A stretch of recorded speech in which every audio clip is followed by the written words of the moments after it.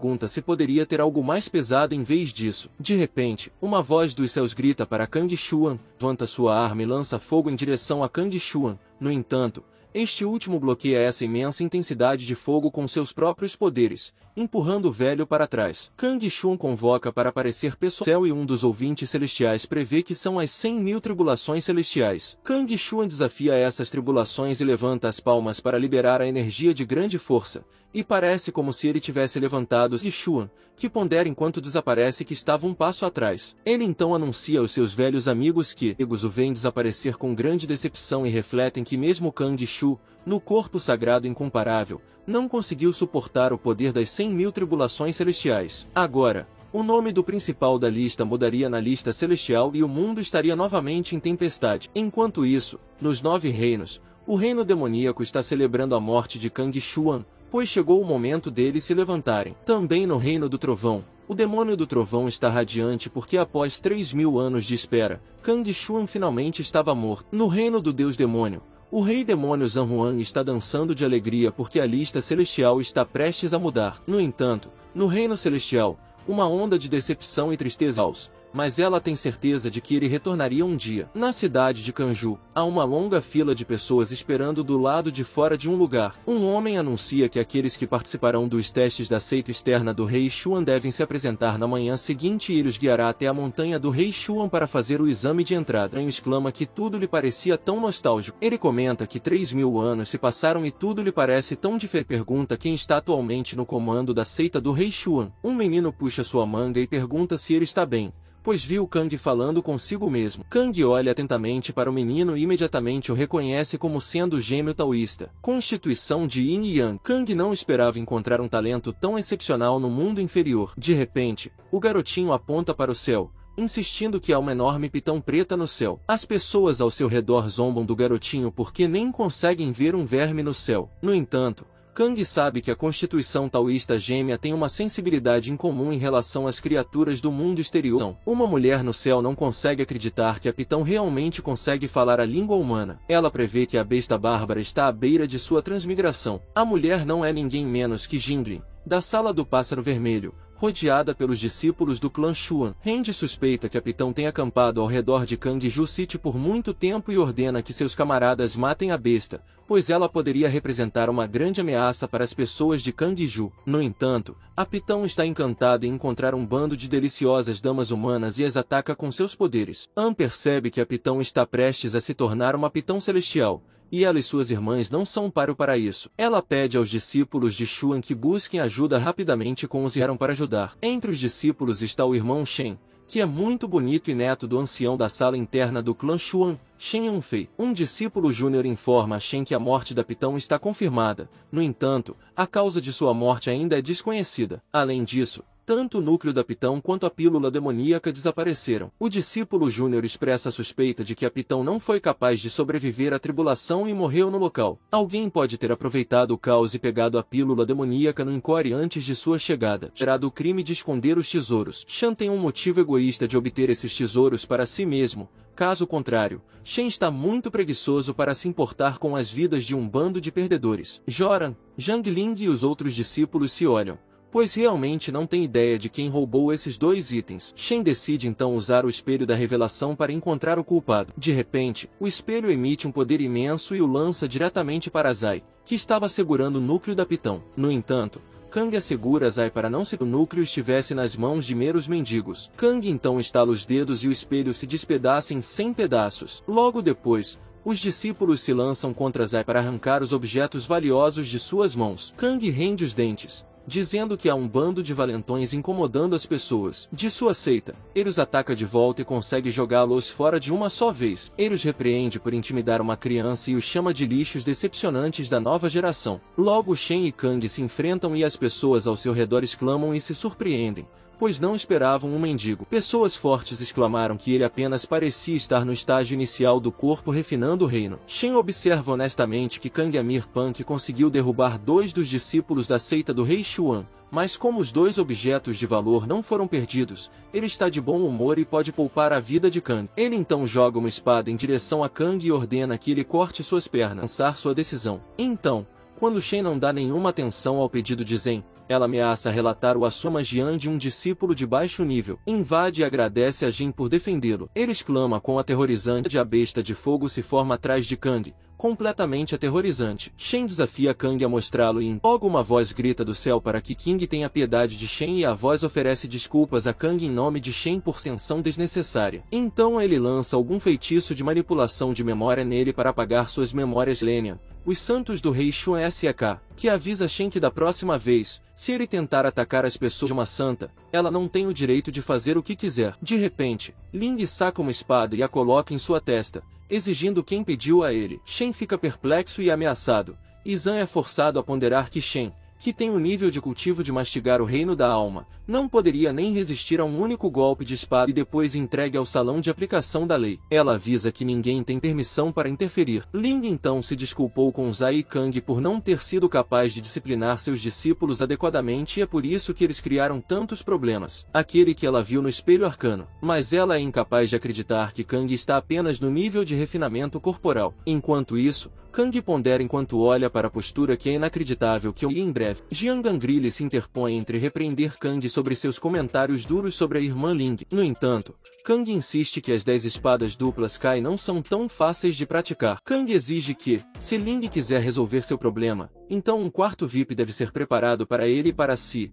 E não apenas isso, ele pede que Ling vá até seu quarto sozinha na 11ª hora da noite. Os outros xingam e ameaçam Kang por ser um pervertido e ingrato. No entanto, Ling pondera que a técnica 10 do Osvor do Kai foi criada pelo rei ancestral e a técnica nunca foi transmitida a nenhum estranho. Ela se pergunta como Kang sabia sobre essa técnica. Para espanto de todos, Ling cumpre suas exigências. Kang se retira enquanto desfruta de uma refeição luxuosa em seu quarto. Pequeno, ao olhar de perto, avista uma pequena figura humana dentro daquele pequeno piton. Ao examinar de perto, encontram um estranho velho dentro da cobra, ordenando que o liberte. Naquela noite, Ling visita Kang às 11 horas, como prometido. Kang comenta calmamente que se fosse mais tarde, a energia jovem no corpo de Ling teria explodido e nem os deuses teriam conseguido salvá-la. Ling se pergunta como Kang sabia tanto. Ling continua pensando que a energia jovem pura é muito ardente e poderia explodir nos corpos em intervalos irregulares. Se isso acontecesse, todo o corpo queimaria como fogo,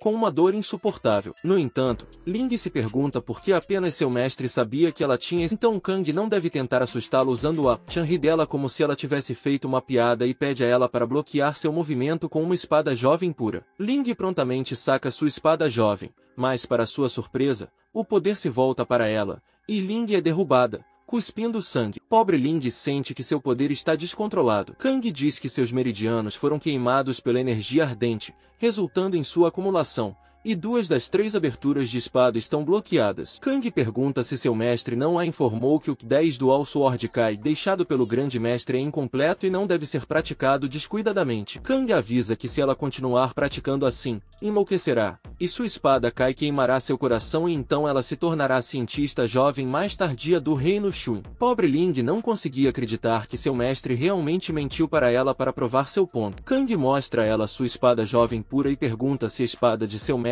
é melhor do que a dele. Ling não consegue acreditar em seus olhos. Como Kang poderia possuir uma espada assim em um nível iniciante? No entanto, Kang diz a ela que nem seu mestre nem o reino Shui poderiam salvá-la. Apenas ele poderia. Kang coloca uma condição. Se Ling estiver disposta a ser sua serva, ele ordena a Lan que o leve ao reino Shui no dia seguinte. Lá ela seria responsável por sua comida, roupas, acomodação e tarefas diárias. Pobre Ling, impotente, concorda, pois não tem outra opção. Ele também acrescenta que ele respeita muito o rei Shui. Por esse motivo, Lang está qualificada para ser sua empregada por 6 meses, e depois disso ela seria livre. Ling sente que Kang estava louco, mas as coisas que ele disse sobre ela eram verdadeiras. Finalmente, ela diz que o serviria enquanto ele suprimisse a energia jovem dentro dela. Logo, Kang coloca seu Kai dentro de Ling, e isso realmente suprime a energia jovem dentro dela. Para sua satisfação, Kang pede a ela para tolerar, pois isso a machucaria muito. Fora da janela, Jang os observa silenciosamente e tira conclusões erradas sobre Kang e Ling. Enquanto isso, Kang sente que Ling é uma joia pura e seu talento na arte da espada é incomparável. Ele sente que o velho rei Mene realmente encontrou um tesouro. No dia seguinte, quando Ling sai, Todos comentam o quão bonita ela estava. Kang diz a ela que voaria com ela na espada para que Ling pudesse lhe dar uma visão geral do terreno ao redor do reino Shun. Ling prontamente concorda, e Jin vê Ling voando com Kang e sai, se perguntando como Ling está tratando Kang, parecendo um mendigo com tanto respeito. No magnífico terreno do reino Shun,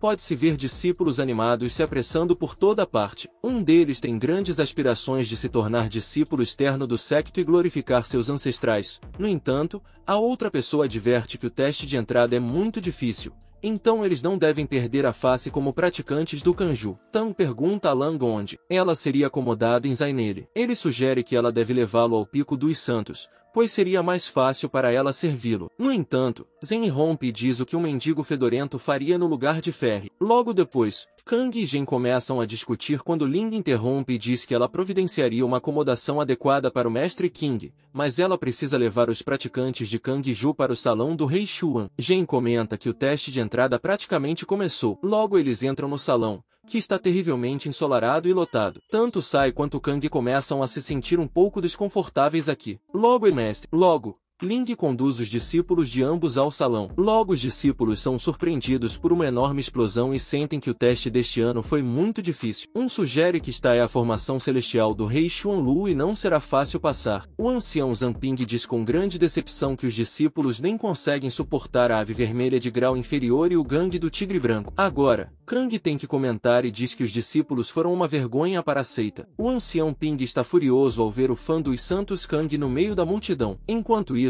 Zen está feliz que Kang foi tolo o suficiente para provocar tantas pessoas ao mesmo tempo. No entanto, Kang diz que o mesmo teste tinha pelo menos 3.000 anos a menos que ele, então os jovens devem mostrar respeito aos seus anciãos. Logo, os jovens Longji, Lei Tao e Xu Tianfeng chegam dizendo que o mesmo teste era filha da seita do Rei Shun e que eram as 3 elites que vieram para fazer o exame. As 3 elites ameaçam Kang de que ele não valoriza sua vida e trata a irmã deles como uma mendiga. O ancião Ping está aliviado ao ver esses especialistas em artes marciais e acredita que eles lidariam facilmente com o exame. O ancião Ping comenta que esses 3 caras são extremamente talentosos e foram selecionados pelos anciãos da seita. No entanto, Kang não é ao menos intimidado por eles e diz que eles eram pequenos na frente dele. Logo, as 3 elites quebram a formação e são dignas de serem chamadas de verdadeiros gênios da seita. Alguns pedem aos normais poderiam passar facilmente. Lei está furioso ao ouvir esses insultos sobre a formação da seita do Rei Xuan. As 3 elites continuam provocando Kang para tentar a formação porque acham que ele estava apenas blefando. Kang diz hilariamente que ele comentou anteriormente que até uma pessoa normal poderia quebrar a formação,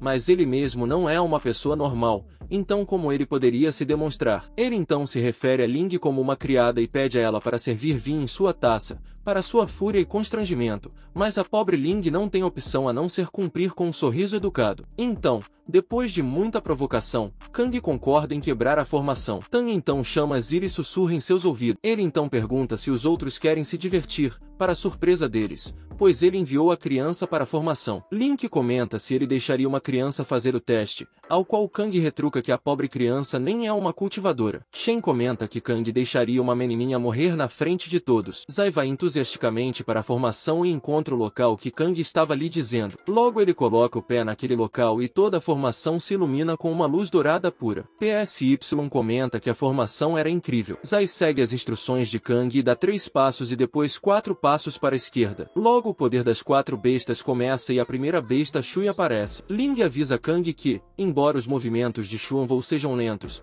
ele tem uma gama muito ampla de ataques, então seria muito difícil para Zai contra-atacar. Zai, independentemente da fera feroz, começa a dar passos calculados conforme instruído. Ele então se agacha e conta até 3, depois se levanta e dá 5 passos. Depois ele para, cobre os olhos e conta até 4. Os outros olham para Zai com espanto e sentem que estavam vendo uma ilusão ou algo surreal, já que uma simples criança cobriu os olhos na presença de uma fera traiçoeira. As 3 elites sentem que isso levou a M. 3 deles usaram 50% de sua força para se defender e isso tinha que ser um sonho. PSY consegue desviar de todos os ataques de Zion, causando gritos e horror quando ela vê Psy indo em direção ao grande Xion. No entanto, Zai continua dando passos em direção à besta gigantesca e então dá um grande passo à frente. Ele encontra uma pequena tartaruga cortadora e a levanta amorosamente. Os outros assistem surpresos, sem acreditar que um mero mendigo poderia acariciar uma grande besta como Xion. Os discípulos não podiam acreditar no que viam,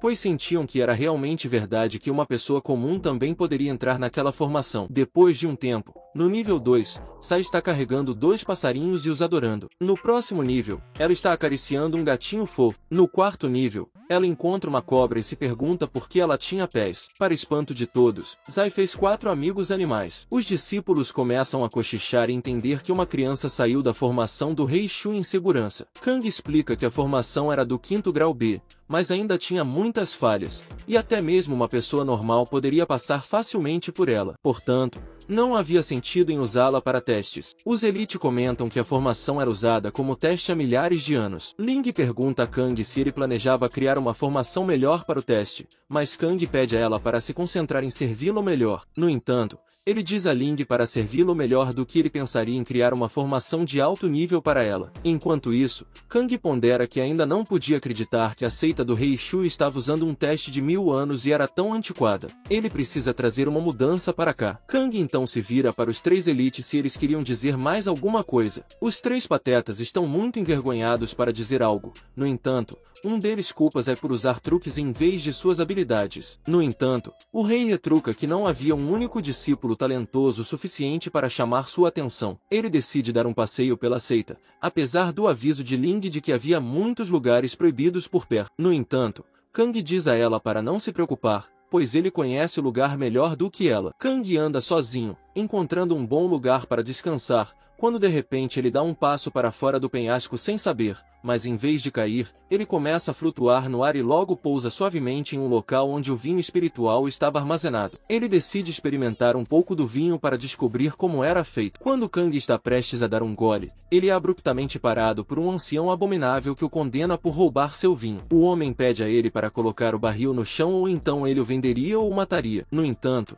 Kang não leva o velho a sério, mas o velho é incapaz de movê-lo ou puxá-lo. Ele se pergunta de qual pico montanhoso aquele garoto, Kang, pertencia. Kang dá um gole do vinho espiritual e diz que quem se importa de onde ele vem, ele agora tem os olhos em Giante Shui Pi que estará circulando por aqui a partir de agora. O ancião se inflama com a arrogância de Kang e pergunta sobre seu mestre, mas Kang não se importa com ele e o chama de rabugento e ultrapassado. O velho ameaça Kang de que o bateria até virar polpa e fazê-lo seu servo. No entanto, Kang o leva na brincadeira e o considera seu parceiro de bebida, pois acha que o velho tem o mesmo temperamento que ele. Quando o velho tenta lutar contra ele, Kang o empurra com força, mandando-o voar para o céu. Kang sente que o velho não estava realmente fraco, mas tinha muitas lesões em seu corpo e é por isso que ele não conseguia liberar seu potencial completo. Kang então encontra um templo e decide conferir. No entanto, o velho tenta impedi-lo e diz que não havia nada dentro. No entanto, Kang diz a ele brincando que sem sua permissão, o velho não podia entrar e se ele o fizesse, Kang o acertaria várias vezes. Ele sente o cheiro de um vinho bem fermentado dentro do templo. Kang elogia o velho por fazer um vinho de alta qualidade,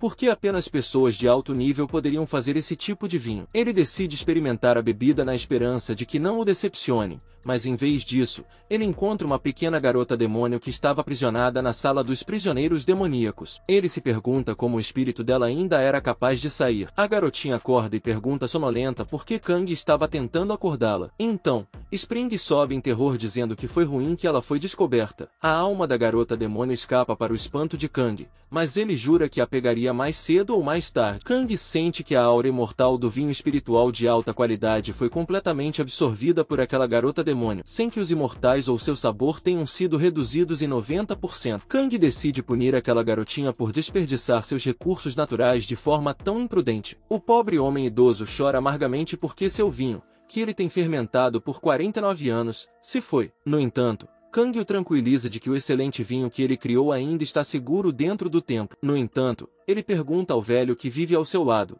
que morava no gigante Pico Shuin. O velho responde que o Pico Shuin foi abandonado há 2000 anos. Tang Fin pergunta sobre as áreas proibidas do pico, e o velho nega, dizendo que mora ali há 100 anos e que se houvesse alguma área proibida, ele saberia. No entanto, exceto a grande marca, não há outro lugar estranho. Kang decide então deixar o velho sozinho. O velho reflete que Kang na verdade lhe parece familiar. Kang visita o Lorde do Palácio do Céu Profundo e sente que o velho estava certo. O lugar estava realmente abandonado.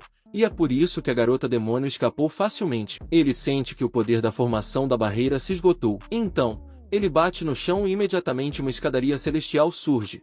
E Kang desce as escadas para alcançar uma formação complexa. Logo ele entra em uma porta e vê um esqueleto deitado por ali. Parece que uma pessoa antes de sua morte havia escrito algo na parede com seu próprio sangue. Essa pessoa afirma que se passaram 2000 anos e aqueles do inseto Rei Shu não falam de virtudes ou moral. Não apenas isso, mas eles tratavam os locais como escravos e os torturavam. A pessoa pobre morreu de fome e naquele momento estava implorando para que outros o matassem, porque ele não aguentava mais. Kang reconhece imediatamente o esqueleto pertencente ao comandante, que um dia foi conhecido como um assassino impiedoso há 2000 anos. Ele não podia acreditar que ele realmente morreu de fome. Muitos outros esqueletos estavam deitados por ali e parecia que essas pessoas também morreram de fome. Uma menininha na prisão diz que se passaram 26,0 anos e alguém não tinha retornado desde o dia em que saiu, e que a pessoa realmente se esqueceu dele. A pessoa a tinha traído com palavras doces e então a trancado. A pobre menina está se lamentando repetidamente. O nome da menina é Tao Will, que tem escapado desta prisão de vez em quando para absorver um pouco do Kai da aura,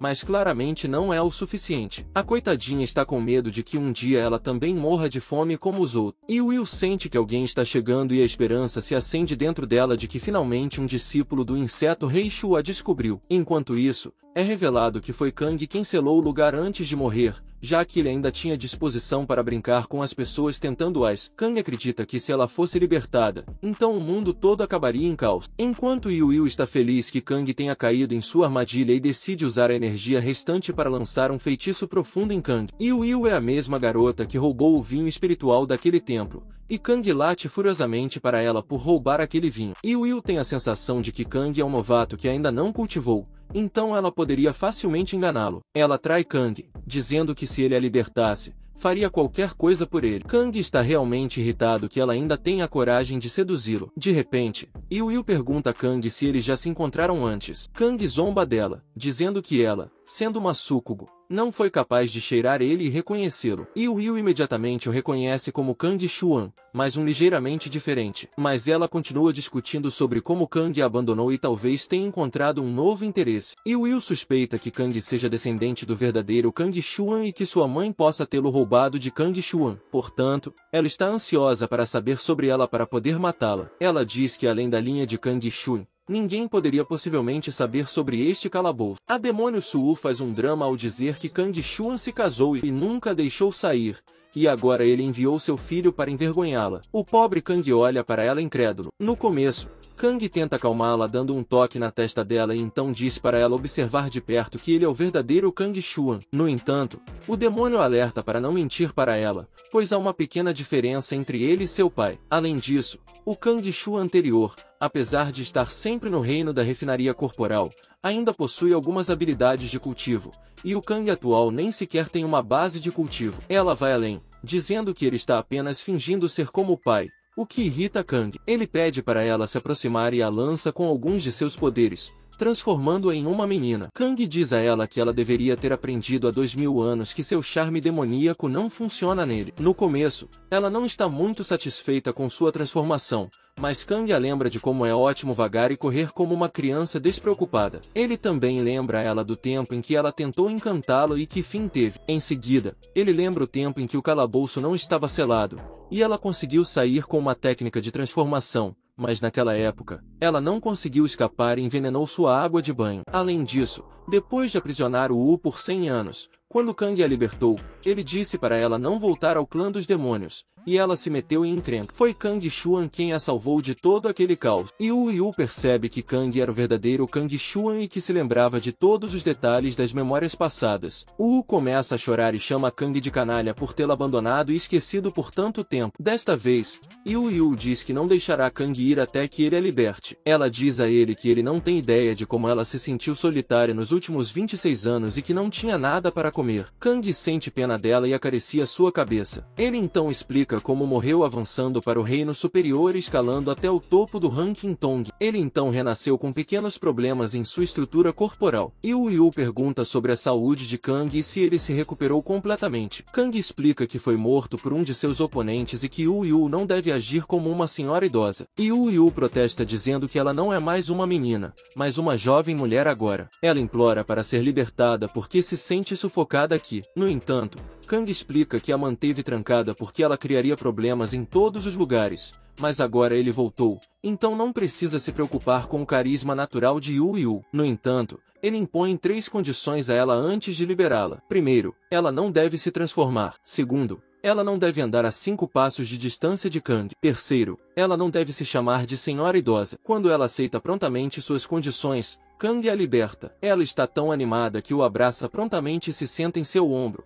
pedindo para ele alimentá-la com comida boa. Enquanto isso, os discípulos enfrentam um tipo estranho de raiz que pode realmente florescer em 2 cores simultaneamente e ambos tinham alcançado o grau sagrado. Ling se pergunta se aquilo era um corpo de tal gênio. No entanto, Zaya diz sabiamente que isso é uma eucaristia que não é vista há 1000 anos. Além disso, possui atributos de gelo e fogo que podem cultivar tanto o Yin quanto o Yang. Mas Zai ainda se pergunta como aquele monumento poderia brilhar tão intensamente de repente. Um ancião chamado Zhao Tiankong exclama que quer aquela pessoa, e as pessoas se perguntam se o olho dele está prestes a se juntar ao clã. O ancião continua. Surpreendentemente, um físico tão poderoso apareceria desta vez para a avaliação da missão secreta. No entanto, uma voz travessa surge de trás do ancião Zhao, e alguém lhe diz para não comer sozinho. De repente, um grupo de 3 pessoas chega e elogia Zai. É revelado que PSY é na verdade uma menina, uma anciã chamada Yuxuan, que é a mestra do clã das mulheres sagradas, quer entusiasticamente que Zai se junte ao seu clã. No entanto, o ancião Zuotian, que é o mestre do clã do céu que se divide, protesta, dizendo que o clã de Yuxuan já possui uma santa feminina, então Zai pertence ao seu clã. Mas então ao ancião Luzaib, o mestre do clã dos meteoritos, que quer que PSY esteja em seu clã. No entanto, o ancião Zhao argumenta que a seleção deve ser feita com base na ordem de chegada, então Zai deve se juntar ao seu clã. No entanto, Yuxuan zomba dele, dizendo que Zhao nem sequer é mestre de nenhum clã, então ele não deve tentar roubar seu potencial discípulo. Além disso, Zhao nem sequer tem os recursos para treinar um discípulo. Então, todos os outros anciãos começam a discutir com o ancião Xiao. O ancião Zhao os chama de astutos, já que aqueles anciãos na verdade o impediram de se tornar um mestre de clã quando ele estava treinando para se tornar um, pois continuavam alimentando sua mente com os dilemas de se tornar um mestre de clã. De repente, uma voz dos céus os adverte a parar, pois a menina pertence a ele. A pessoa não é outra senão o ancião supremo do clã do rei Xuan, Tai Kang. Zuotian sentiu que o velho dos céus vivia em reclusão, mas parece que ele está observando tudo de cima. O nome do ancião supremo é Tai Kang, que não pode acreditar em sua sorte por encontrar um excelente broto como Zai. Ele acredita que, quando treinado adequadamente, Zai poderá herdar seu método de cultivo e até mesmo superá-lo. No entanto, Ao pede desculpas a todos os anciãos por roubar seus discípulos em potencial, então ele lhes dá a chance de expressar suas objeções. Mas os 3 anciãos têm grande respeito pelo ancião Zhao, então eles o parabenizam por conseguir um excelente discípulo. Logo após, o ancião Zhao pousa no chão e é respeitosamente saudado por Ling. O ancião Zhao diz a Ling para não ser tão formal e humilde na frente dele, o que desperta ciúmes nos 3 melhores que não conseguem suportar que alguém parecido com um mendigo receba tanta atenção do ancião supremo. Então, quando o ancião Zhao diz a Zai que a partir de agora ele será seu mestre, PSY diz que Kang já ocupou essa posição e Kang lhe disse que não há ninguém mais adequado para ser seu mestre. O ancião Zhao fica surpreso e pergunta a Ling sobre o que Zai está falando, quando, de repente, um dos 3 melhores, Tai Kang, intervém e diz ao ancião que a pessoa a quem o olho se refere como um mendigo arrogante, e pela observação de Tai Não há nenhum indício de cultivo vindo desse mendigo. Tai não tem ideia de como ele conseguiu entrar neste setor divino. Tai também narra como pediu a Kang para entrar no palco para se provar, mas Kang lhe deu um monte de desculpas esfarrapadas. Além disso, ele perguntou ao grande Saint Ling para se tornar sua empregada pessoal e suspeita que os mesmos testes possam ter um acordo anterior com Kang em algum lugar. O Supremo Ancião roar na língua. Ela não sabia disso. Então quando Ling nega, o ancião Zhao roar de raiva e de repente todo o chão começa a tremer. O ancião Zhao repreende Ling que ela trouxe desgraça não apenas para si mesma, mas para todo o King Shun-se. Ele ordena que Kang não é permitido ficar aqui. Mas de repente Kang aparece com Yu do nada e pergunta a quem não é permitido ficar. Tai aponta um rei para o ancião que era o mendigo de quem ele estava falando quando Wu verifica do lado de fora. Ela reconhece imediatamente que tinha o corpo do Taiyo e parabeniza Kang por encontrar tal broto promissor. No entanto, Zai bate em você em sua cabeça e a chama de fofo. Ela está feliz que você também seria uma discípula de Kang e adoraria ter uma irmã júnior como você. No entanto, você berra que é uma senhora velha e tem cerca de 2.600 anos. Kang limpa a garganta e lembra você que estava desafiando sua condição. No entanto, você pede a Sai para chamá-la de madame. No entanto, Kang dá um tapa em você nas costas por falar tais bobagens. Mas, por sua vez, Wu pergunta a King se ela não era sua mulher, já que ele a manteve presa por tanto tempo e agora quer abandoná-la. Enquanto isso, Tai se pergunta por que o Supremo Ancião não está colocando um fim nessa conversa imprudente. Tai incendeia o ancião dizendo que ele é uma lição e contribuiu para a reputação de King Xuan. No entanto, o ancião está olhando para você e se pergunta como essa bruxa apareceu do nada, já que ela deveria ter sido executada pelo ancestral anos atrás. Ele lembra das pessoas clamando para Wu viver por milhares de anos e unificar a cidade de Kanju. Todas essas pessoas estavam fortemente enfeitiçadas pelo demônio. Quando Zhao olha para ela, ele não consegue acreditar que a feiticeira está aqui novamente, então ele decide se afastar, já que não quer ser descoberto por ela. Porque se outras pessoas descobrirem que ele fez coisas estúpidas antes, sua reputação como Supremo Ancião será completamente arruinada. No entanto, Tai agarra sua capa e pergunta como ele poderia partir em uma situação como essa. De repente, você o avista e o chama carinhosamente de Chan-chan. Então, quando você se refere a Zhao assim, todas as pessoas ao redor deles têm as mandíbulas caídas e ficam completamente estupefatas. O ancião Zhao está muito envergonhado porque todo esse fiasco aconteceu 2000 anos atrás, então ele afasta você e diz que ela reconheceu a pessoa errada. O Wu confirma que o Supremo Ancião não era chamado de Zhao, mas sim de Tai-chan, e Ling afirma que, de fato, ele era chamado de Tai-chan. O Yu está emocionada que não reconheceu erroneamente um discípulo errado porque seu olfato ainda é muito afiado. Então, você continua abrindo os segredos do Supremo Ancião, que não consegue acreditar como ele se tornou tão soberano e ela ainda se lembra do tempo em que ele era apenas um discípulo externo. Zhao sempre foi intimidado pelos outros e não tinha voz própria,